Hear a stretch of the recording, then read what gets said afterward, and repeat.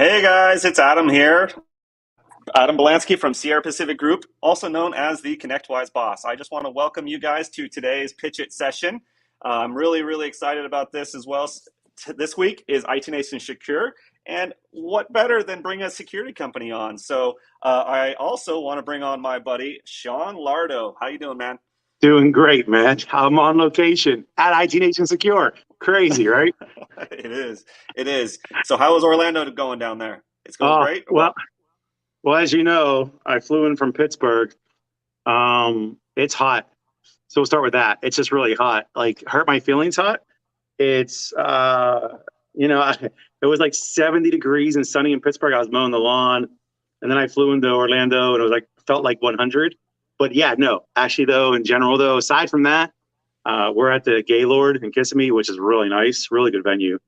And really the show itself, I will say it was a, I mean, we already knew we had a successful event coming, but we actually surpassed everything we thought we were going to do for attendance, for sponsors, I mean, it's actually been a great show. It's been a ton of great content too. Awesome. And today we're here talking about Pitch It. And again, my name's Adam Belansky, CEO and founder of Sierra Pacific Group. And I am thrilled just to meet all these new contestants and so forth. And can you just give us a brief, what is Pitch It again, Sean? Sure. I want to really point out the fact that we're both in hotel rooms doing webinars. Yeah. so, so pitch it. Very simply put, pitch it is a competition designed from ConnectWise to start to find in the search for other vendors that can help in the ConnectWise space to help partners grow. We currently to date we have 18 vendors that are competing in this, and they will go through a 16-week accelerator incubator program. At the end of that, we will select three from a judging that'll be taking place at the end of the 16 weeks. Those three will make the move to IT Nation Connect. They'll actually work with some head coaches during the course of that to further polish them up a little bit. And the goal and what they'll be doing is going to IT Nation Connect to set up or to actually have a Shark Tank concept where they'll present on stage. For the number one prize winner, 70,000. The second place, 30,000. But again, at IT Nation Connect in front of some very serious people. That's it. Nice. Well, part of the program, is just obviously with ConnectWise, the initiative, Jason McGee, kind of easier to do business with, invest in partner growth, right? And more Yep. innovation and faster. And I'm excited about this. The prize money at the end of it, somebody is going to get $70,000 prize. It's pretty Right. awesome. I really feel that the prize money, and granted, these are startup incubator companies, so any cash flow is good, right? Um, Yep. but the value isn't just that though. It's actually doing stuff like this with you. We're getting exposure to the audience, working with the Cameo coaches that they're working with over the course of the 16 weeks. To start to, I mean, these guys have been in business for some time. We know that, but they're to get some feedback from people that are leads in the space they're trying to work on is never a bad thing. So they get some good education, some pointers. They start to hollow out the where they have the gaps, and in the end, even if they don't win, and God forbid they don't make to be the finalists, they pulled away a lot of valuable insight that helps her grow their company and become more scalable. Awesome. All right. Well, let's get right to it. So I'm going to go ahead and bring in Tim of Fort Mesa. How you doing, Tim? Great. Thanks, guys. Adam, Sean, thanks for having me on. What's up, Tim? Excited for this, yeah. Right? Are you in a hotel room? That's the first question, because we're I'm all in in my hotel rooms. half-painted apartment. You'll see like a blue line in the background. I think you might see. It's in progress. So in Manhattan, you don't get a lot of natural light. So I apologize if I look a little dark in here. But Yeah. Dude, are you looking at my lighting? Come on, like that's a sore subject right now. I look like half my face is like orangish red. The other half looks like, I don't know. I'm like a painting. I'm sure you were hustling up to get to the hotel room. Dude, honestly, you should be here. Next time you have to make sure you come to this. Absolutely. Next year. Yeah. I think it'd be good for everybody to know exactly what you do, which we're going to get into in a second. But I think it'd be, honestly, the amount of engagement I've seen here. I just finished up with, if any of you are familiar with the Tech Tribe, I hosted a Tech Tribe luncheon. We had about 50 or 60 people show up. It was nice, and we, it was a very non-intrusive conversation about whatever. Our GMs came to the meeting. Our CISO, he's been everywhere. You guys know Patrick Beggs. He loves engaging with people. It's like, Mhm. honestly, I've never seen a CISO to be so happy and so polite and so Well, engaging in my entire life. it's like a CFO, right? Where it's always Yeah, requesting CISO a and view on CFO are things. very similar people. I mean, okay, so this is a security call, so we can actually talk about this. Remember, like 10 years ago, you couldn't find out who the CISOs were. They wouldn't have a profile on social media anywhere, right? They were non-existent people, and maybe they weren't even Yeah. real people. Who knows? Maybe some companies just made up and act like they had them. Nice. All right. Keep this thing moving along. Tim, tell us a little bit about yourself. Yeah, no, absolutely. So I joined Fort Mesa last summer. I spent a couple years career-wise. I was at Deloitte for call it 2016, 2021, really helping build out software, really coupling their great expert service consulting services. They call it really a hybrid model. Going to market now with software and people is the way a lot of these big consulting firms are moving along to really increase their value. So that's really my immediate background that's relevant to the cyberspace. I also worked in the 24/7 SOC, which is they have an MSSP, believe it or not, for call it the top 25, top 50 largest companies in the world, some of the federal agencies as well, some state and local. So yeah, a lot of exposure really on the reactive side of cyber. So this was, if anyone knows a little bit, I won't spoil the secret here, but Fort Mesa is very on the proactive side in the hardening of those end clients. So Nice. And so sorry. It's great that like we're doing this week at IT Nation. So a secure event, and your company sounds like it's like on the proactive. So I kind of compare that to maybe it's like compliancy, like HR person for security. And is that kind of a fair assessment? yeah, no. So Fort Mesa really. Before you jumped on, Sean, Adam and I were talking really about. Oh, he heard all those acronyms like HIPAA and SOC 2 and NIST and CIS, right? Like there's these global compliance standards that really just tell organizations how to properly secure themselves, harden themselves, and build a cyber strategy or cyber program that the data says it all, right? They look back every year and they say, oh, there was 500 breaches or hacks because of this. We could do this better. So it's really a list of prioritized things that a small business can do, or an MSP can help a small business do to protect themselves, get the most bang for their buck. We like to say, reduce the most amount of risk. So go ahead, Sean. Sorry. So yeah, let's throw into this a bit. So you're not bringing a product that's cybersecurity. You're bringing a tool to help to assess and to deliver the plan on how they should be compliant. So there's two aspects. So compliant, a lot of these compliance firms or client software products are known as GRC, governance, risk, and compliance. Yep. And that's really to build the plan. We do have a second value prop. We kind of kick off. We do have certain technical aspects and certain call it sensing and organizing. It's really building not only a plan, but also like a whole risk model of identifying all the things in the firm, understanding where they are, who's in charge of them. We also have I don't want to get into that yet, but we'll get into that in a second. But we do vulnerability management as well. Okay. Because we already have the data. Once you start to put sensors on machines, you start to you can use that data to orchestrate and help those small businesses with their cybersecurity program. So it's not like I said. Adam asked that as well, like who are our direct competitors? And I was like, well, there's some GRC firms out there. There's certainly some firms that do vulnerability management well, or continuous vulnerability management well. We kind of built that all into one product. So So you have the data, you put the alerts on it, you're doing the monitoring, the assessment, correct? Correct. And then everything, and so once you're doing this, what's the value I'm assuming MSPs can use it for themselves and MSPs can use it for their clients. So this is a to and through program.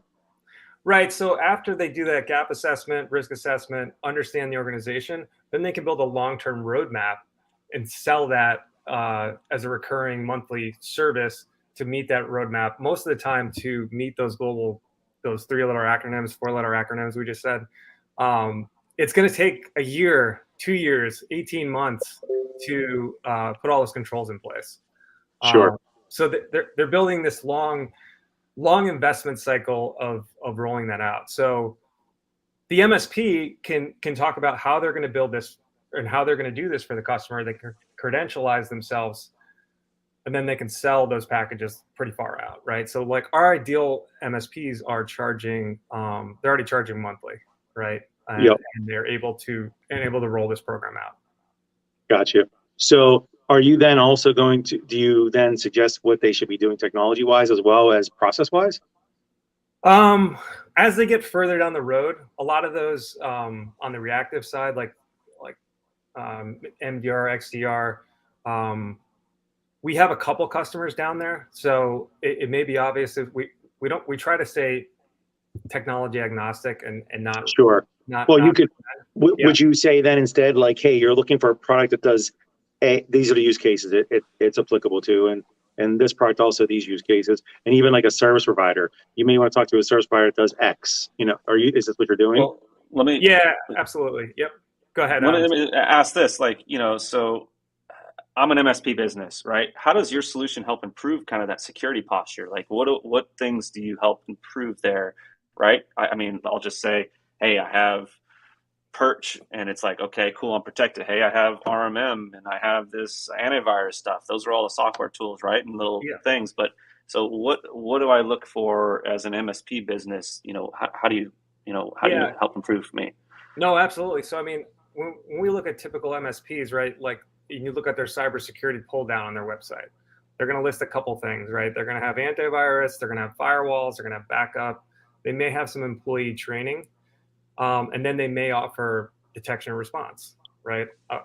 Those are, I'm just, doing a generalization here of like typical services. Yeah. What we offer, when I talk to these customers, these MSPs or partners, I should say, we're able to offer continuous compliance as a service. I know that sounds nebulous, but the ability to reach those cyber standards and the first couple of things on most cyber standards like NIST, right? Like first thing you need to do is identify, protect, respond, recover. You've probably heard those 5 combinations of word for, right? So like we really focus on those 2 up front, right? So we're really trying to harden those organizations. First thing that these organizations need to do is identify, right? What are all the things they have? What are all the digital assets? What software they're using? What SaaS they're using? Fellow John Harden, right? SaaSleo, you guys talked 2 weeks ago. That's a great product, right? For understanding what is your inventory of SaaS. So really understanding what you have, where it is, who's in charge of it, what business organizations does it fall under. So that's important. So like I said, really trying to attack those first 2 peers of the NIST framework. So so when you're doing this, what's it look like for partners to work with you? Yeah, I mean, so we help them. It's really we really need to onboard them, educate them, how they're going to roll this out. Typically, and this is where our product also differentiates kind of the GRC products that are out there. We offer a free tier and then like a higher paid tier. And the free tier is really just to show like what's our base security. So all those things I just said that you typically see on an MSP's website, they can put those things in, they can document them really well, they can show them to the client, they can dashboard them. So the client always understands like, oh, I have this base level of security, but by the way, we also offer a higher tier, or you can target one of these, global security standards.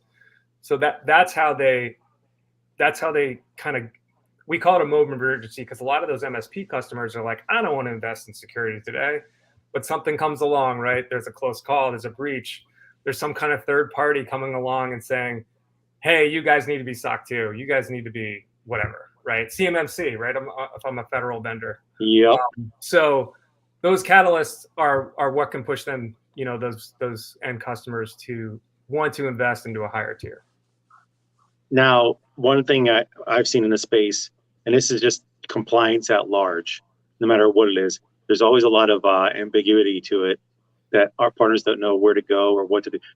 Again, you can use any acronym you want and whatever else and say you must be, but there's always a confusion as to what that means and what it looks like and how to do it. Now, do you guys help provide that kind of education for them at least? We do. So on the, I'll call it like the GRC, governance, risk, and compliance aspect of the tool, there's all the built into the tool. They'll be able to see all the documentation from those global standards, and we'll write our own as well. And sometimes we're working on videos saying, what does this really mean? Like, but as you go through these controls, most of them are pretty obvious. A lot of these things the MSP may be doing, and they're just not documenting it and writing it down. That's kind of a funny secret, is like a lot of these things, MSPs do have great practices. They just need to write it down, document, saying, we're using Azure AD for this, and we're using, this tool, ConnectWise PSA for this, and right, like the ability to document that, and then there may be some slight configuration changes, but really that's what it's all about when you look at those controls in those global security standards. It's making sure you're clicking the box saying we're using MFA and we're using MFA this way, right? These are all examples as you just go through these controls to make sure that you're doing the right things and you're removing those gaps. Sure. Now, all right. So when you talk about this, now there's an education to them, and then there's an education to them to their end users as well, right? And like you said, you're gonna, they can list the credentials for credibility, and so people understand. Now, when we talk about the various sectors between financial and healthcare and whatever else, how does your solution help with that? I mean, other than the obvious we already discussed, like what's the next step for them to be able to support these customers and talk about it, educate them, and provide the support they need? Yeah, no. So it really depends on what that end customer is. Is it a healthcare customer? Is it a fintech customer? We have a fintech customer that requires a SOC 2, right? Because the bank told them, you're gonna have to get a SOC 2 in order to get. I don't know how much you know about SOC 2, but it's interesting. Like, you usually have to kind of couple it with another framework like NIST. So you'll have to go through the NIST controls and then layer the SOC 2 on top of it. And like I said, really, crossing the T's and dotting the I's in terms of all the controls necessary. Some of these controls, as you get further down, there's different levels of like CIS. There's for small companies, medium-sized companies, and large companies. So the further you go down the controls, the more you need to use tools, right? Like you'll need a SIM, and you'll need an XDR solution, and you'll need log collection. Yeah. Sometimes I feel like the old guy just learning to use a cell phone, right? When it comes to security. Yeah, but you know what though? No. So you just have to put it in perspective and put it in layman's terms when you're thinking about what these things do. Yeah. I always work on the side of discuss use cases, right? And use cases will tell the story. Yeah. Okay. It's same thing as when you went to use your lawnmower for the first time. It actually has a picture and tells you to pour your gas in this place, and then tighten the knob, and then they're actually showing you how to do it. Pull the cord. Don't stand in front of it. Don't stand under it. It's kind of like that concept. But so yeah, I totally can appreciate where you're going with this. Yeah, Adam needs to pay better attention. Is all, Adam. Yeah, it was surprising. We're doing this for ourselves, our own internal security. So I came in, I had never like compliance certification process, and we went through this last year, and it's interesting all the things you need to do all these big buzzwords, like you hear zero trust, right? They're all built into these compliance standards, right? 2FA, MFA. Yeah. Man, MFA, I put that on myself.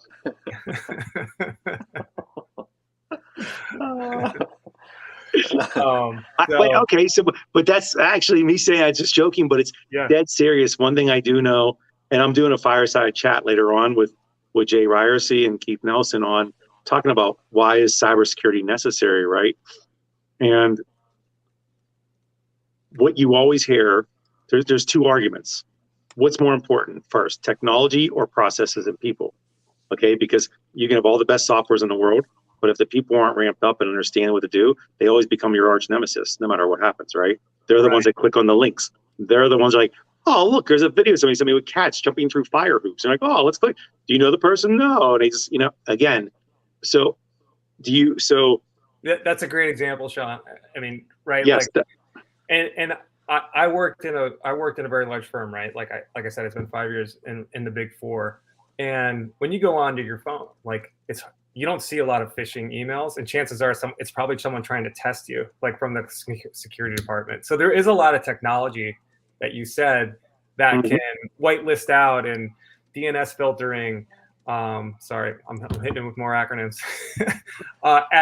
As these IP addresses, right, come in from outer space into your network, you can say, oh, that one's bad, this one's good. So there is a lot of technology in place that you can, I don't want to say idiot-proof the technology, the technology that your employees are using, but that's really what all these security controls are about, right? Like locking things down with MFA, zero trust, like I said, DNS filtering, IP anomalies, right? Like as you go down this list of more sophisticated tools that you can put in place, you can make things very difficult, very difficult for an outside adversary to get in and like actually attack the people. So I think you're right. I think employee training is don't click the link that you don't know where it's from is right.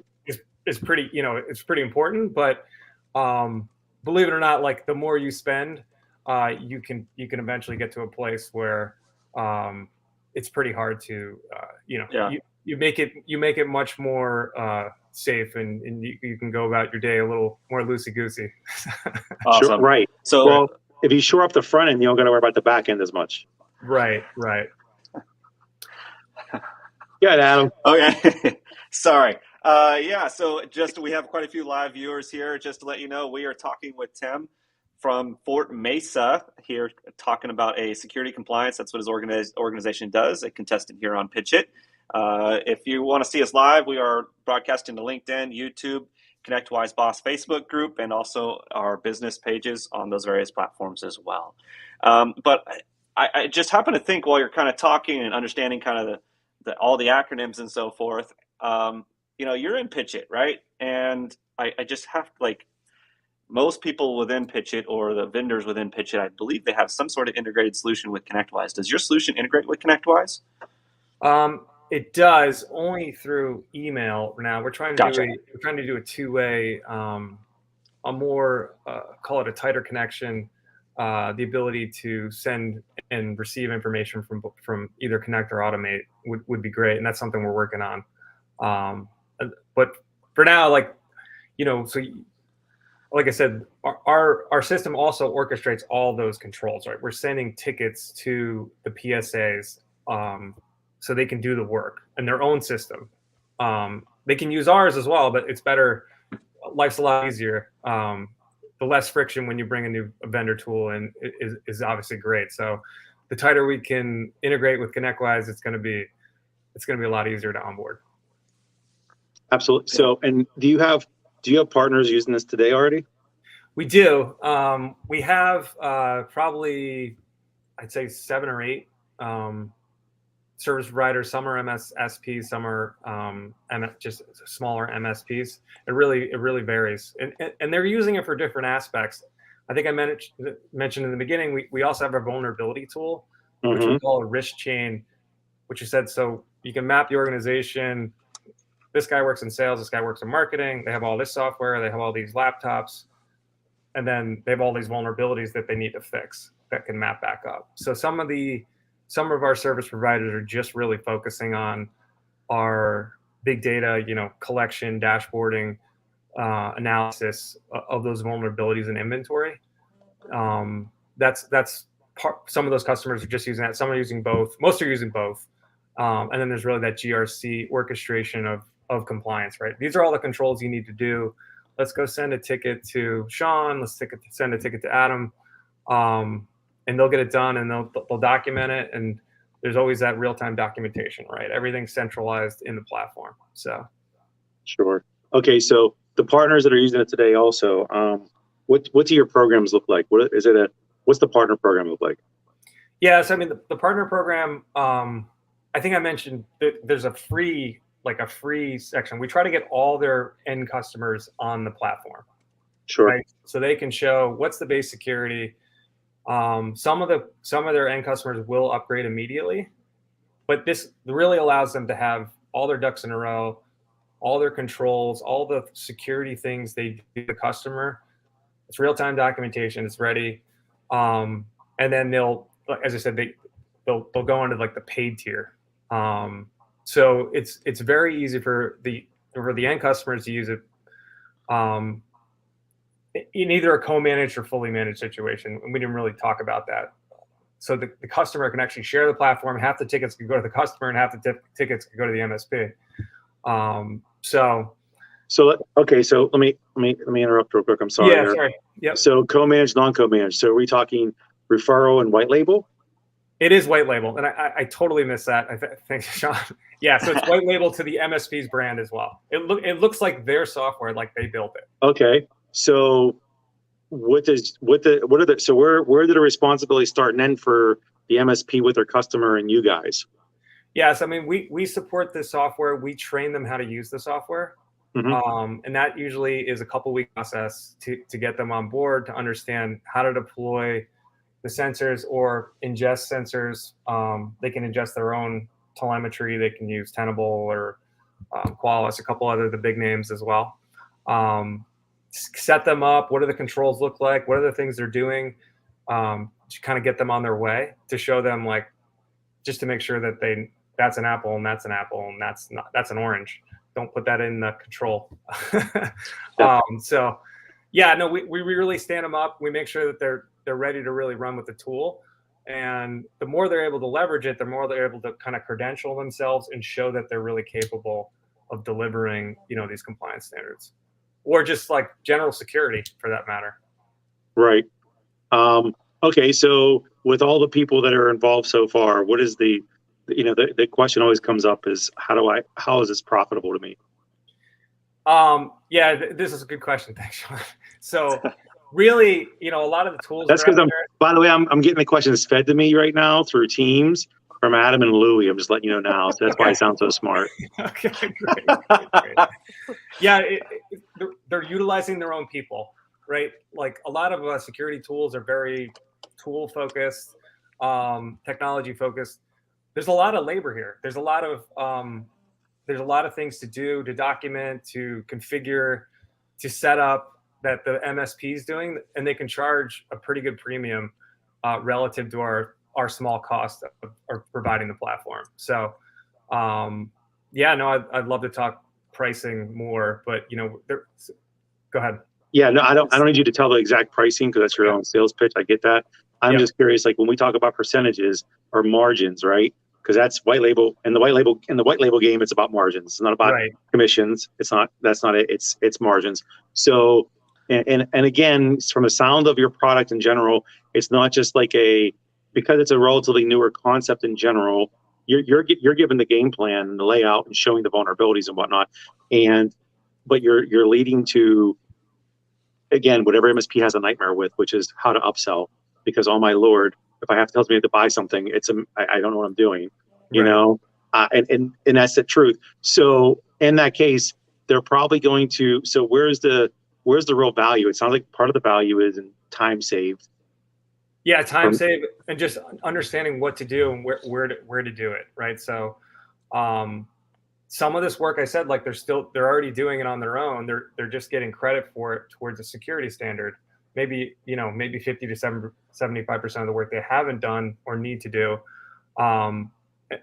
Like great margins, Sean, though, on this product, right? I think the margins come into play from part of it is you're mitigating the future, like a better term, shit show that could occur as a result of things you didn't cover from doing the right assessments, right?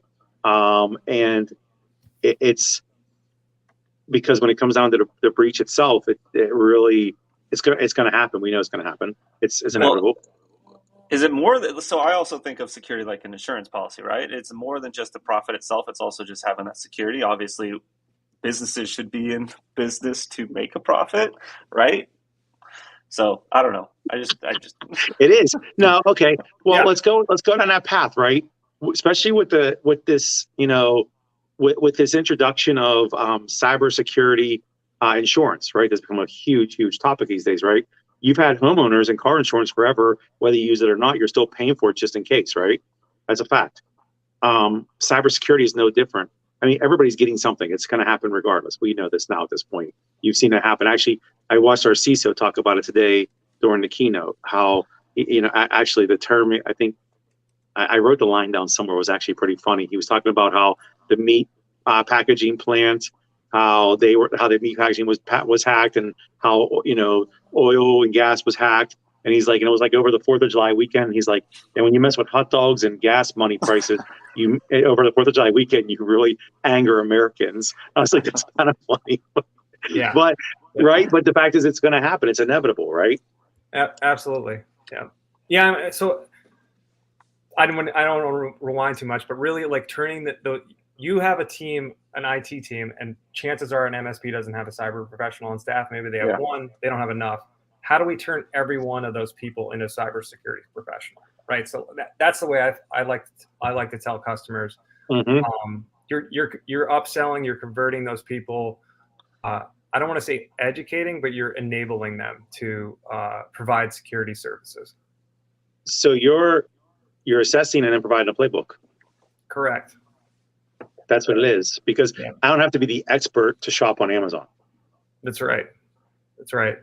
I mean, you're prescriptive building for me. Yep, that's right. That's right. Yep, and don't worry, I have trademarks on those, so when you put them on your website, I want a royalty.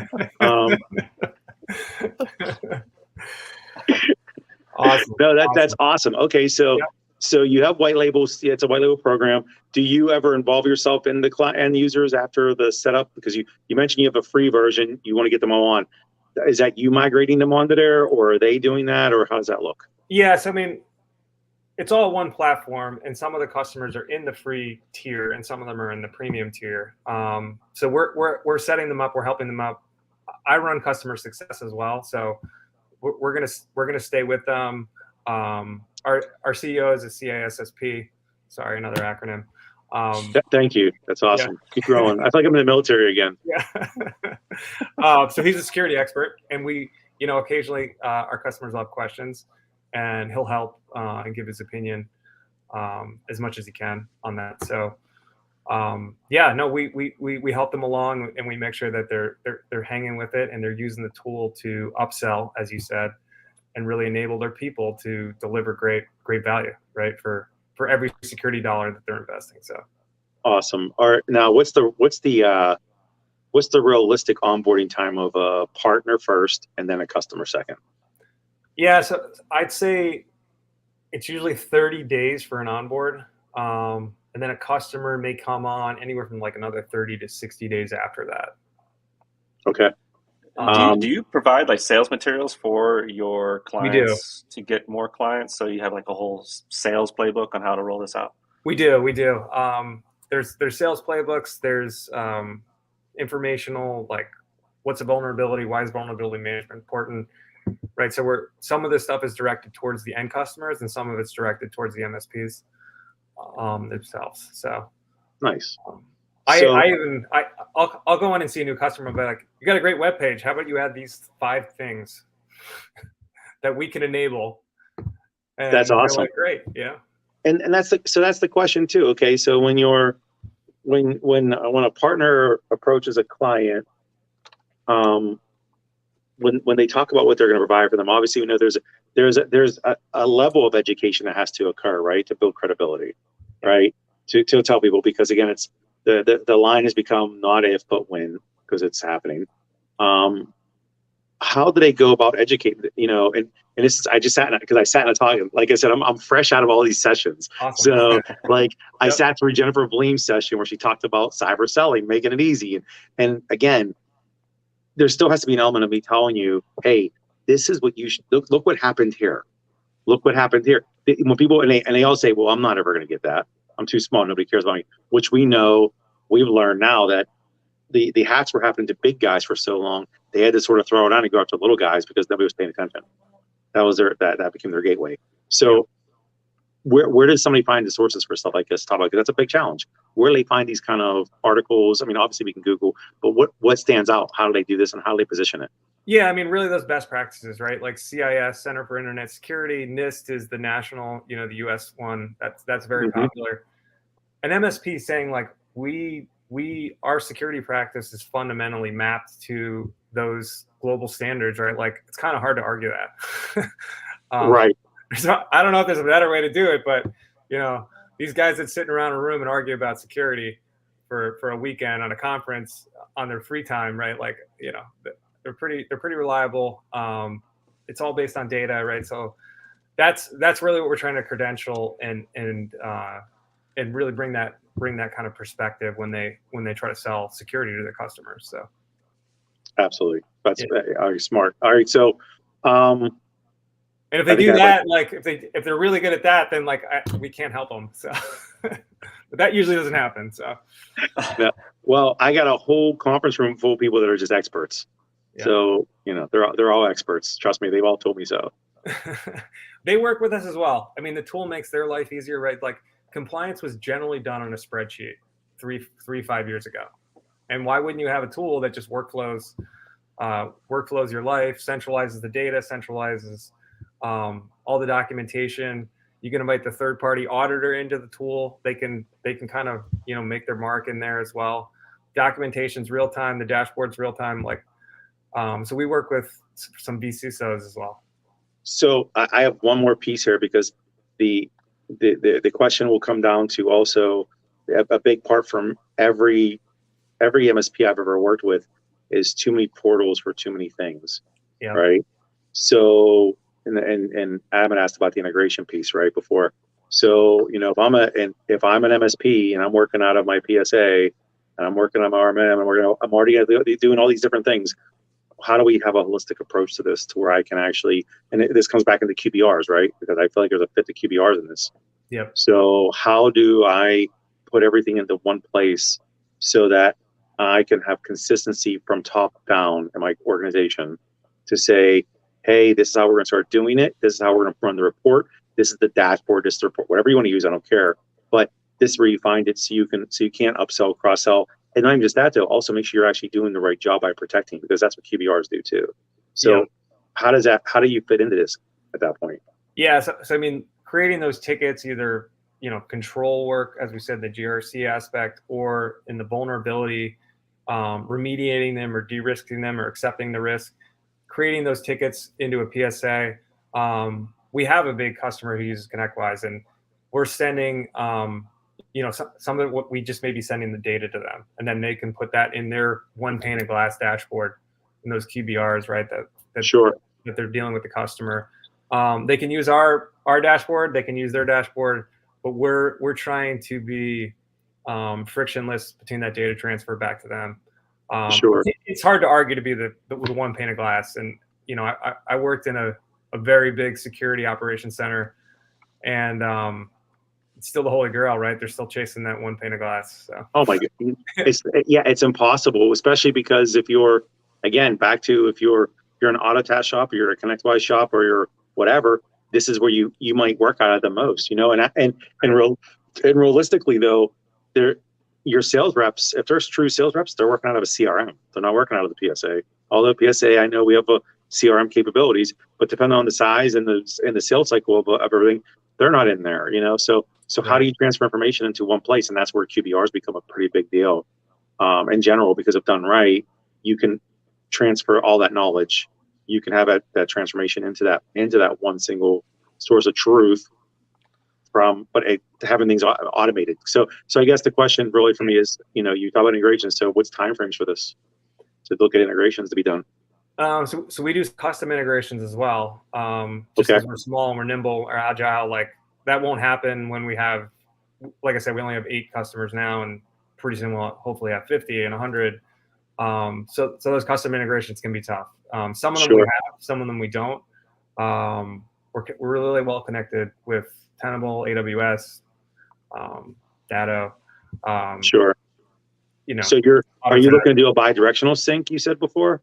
Yeah, that would be ideal, right? So I don't know what that'll look like. I don't even think that's even necessary at first, because you're just looking to put everything on the one report so they can run, so they can work from that report. So you're only looking to pull from your platform to push into whatever it is, right?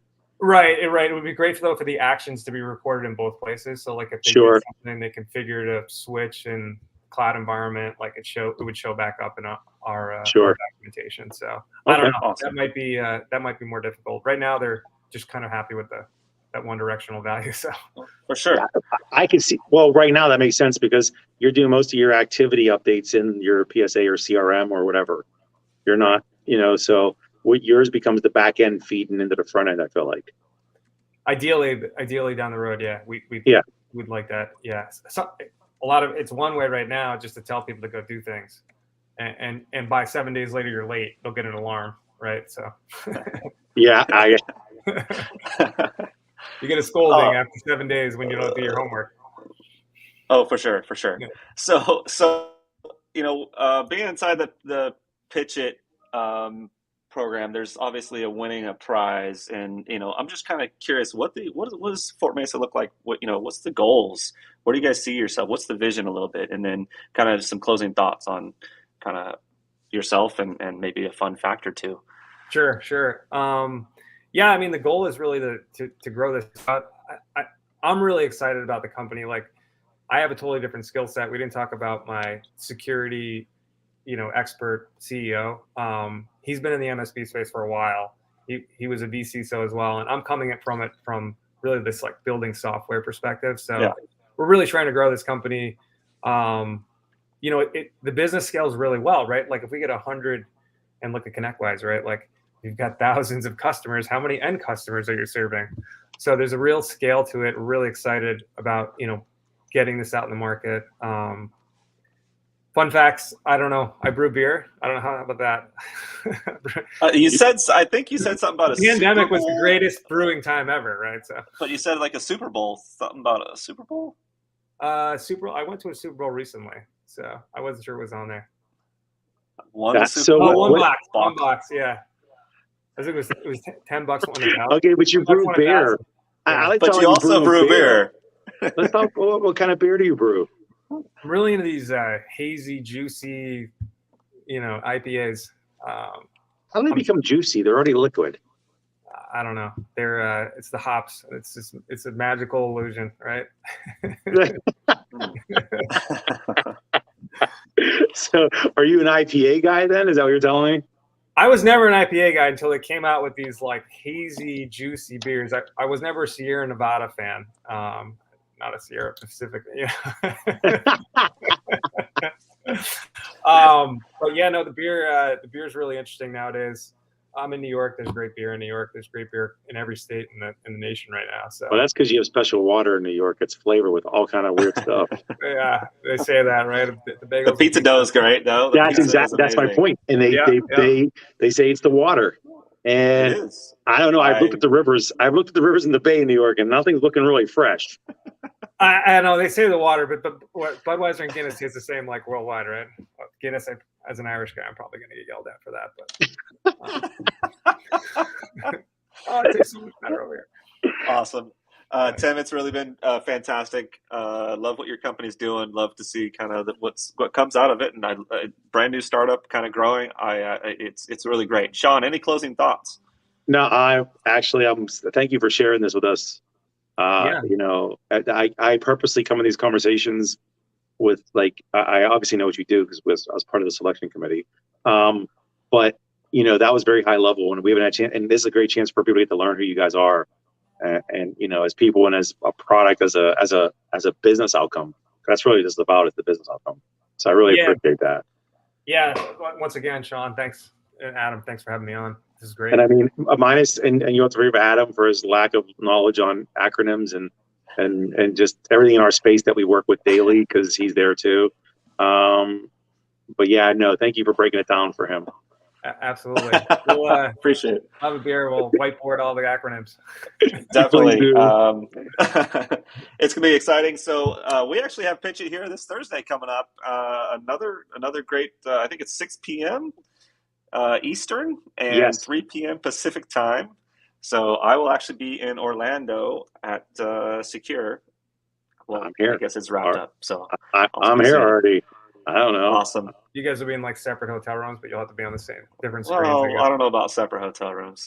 No, I got a king size. I got a king size. I got a California king because he's from California. Yeah. Oh boy. Oh boy. So thank you guys very much. Appreciate everybody. Check out the recording on cwboss.com. It's as on our Facebook group, ConnectWise Boss, and really appreciate the conversation. Fort Mesa, Tim, awesome job. Thank you. Thank you guys. Appreciate it again. Thanks, dude.